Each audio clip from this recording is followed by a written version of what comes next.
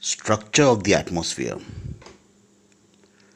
A study of the vertical structure of the atmosphere reveals that the density of air is more in the lower part of the atmosphere, and in the upper part, the air is highly rarefied. That is, it becomes lesser and less dense. Some of the gases constituting the atmosphere are relatively heavier than the other ones. Carbon dioxide, for example, is approximately 1.5 times heavier than the air. Oxygen and nitrogen are also relatively heavier gases of the atmosphere. The heavier gases tend to concentrate more in the lower part of the atmosphere, while the proportion of the lighter gas, such as hydrogen and nitrogen, is more in the upper layers of the atmosphere. Of the total mass of the atmosphere, about 99% is found within a height of 30 kilometers from the surface. On the basis of its varying composition with increasing height, the atmosphere can be divided into a number of layers. A brief description of the important layers of atmosphere is given in the following sections. Troposphere.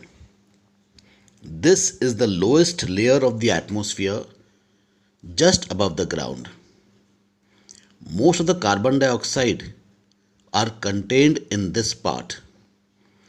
The upper limit of the atmosphere is about 18 kilometers at the equator and about 8 kilometers at the poles. The upper limit of troposphere is called the tropopause, and at this boundary, the fall in temperature with increasing height stops. Stratosphere. This layer extends above the troposphere. The most important characteristics of this layer is the uniformity in the horizontal distribution of temperature. This layer has no water vapor and dust particles. This layer is considered ideal for flying jet aircrafts. This layer contains most of the atmospheric ozone that absorbs the ultraviolet radiations coming from the sun. The upper limit of the stratosphere is called the stratopause. Then comes mesosphere. This layer extends up to about 80 kilometers above the surface. The density of atmosphere here is very low. As in the case of troposphere, temperature decreases with increasing height in this layer. It falls about minus 100 degrees centigrade. At the mesopause, which is the upper limit of the mesosphere. Thermosphere. Thermosphere is divided into two layers, ionosphere and exosphere. Ionosphere is located above the mesosphere and extends up to about 600 km above the surface. This layer derives its name from the electrically charged particles called ions, IONS, ions, found here. Ionosphere reflects the radio waves back to the earth, thereby making radio communication possible. That is, the use of mobile phones, the use of telephones, television. This takes place because of ionosphere.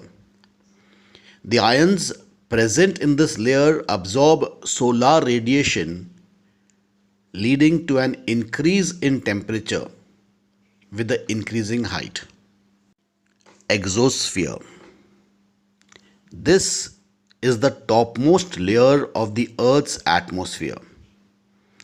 Here, the atmosphere is highly rarefied form and the atmospheric pressure is extremely low. The normal gas laws cease to apply at this height. The upper limit of exosphere is uncertain as this layer acts as a transitional zone between the Earth's atmosphere and the inner planetary space. Heating of the atmosphere. Solar radiation is the basic source of heat and light for the Earth. Insolation. What is the meaning of insolation? The incoming solar radiation is called insolation.